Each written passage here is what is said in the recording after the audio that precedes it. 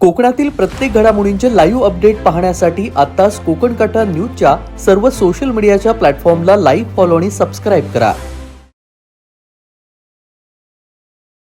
दापोली दाभोळ मुख्य मार्गावरील जालगाव येथे आज 6 जुलै रोजी सायंकाळी सुमारे 6:30 वाजण्याच्या सुमारास भलं मोठं झाड अचानक रस्त्यावर कोसळल्यानं वाहतूक पूर्णपणे ठप्प झालेली आहे.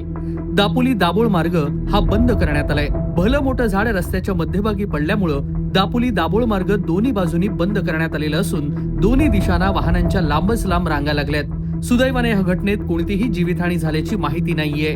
घटनेची माहिती मिळताच संबंधित यंत्रणा घटनास्थळी सध्या दाखल झालेली असून झाड हटवण्याचं काम सध्या युद्ध पातळीवरती सुरू आहे.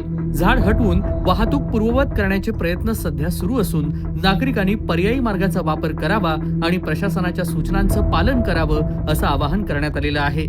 सध्या दाभोळ दापोली मार्ग हा बंद असून हा मार्ग सुरळीत करण्यासाठी साधारणतः 1 ते 2 तासांचा कालावधी लागण्याची शक्यता व्यक्त करण्यात येते. कोकणातील पावसासंदर्भातील अपडेट पाहण्यासाठी कोकण कट्टा न्यूजला सबस्क्राईब करा.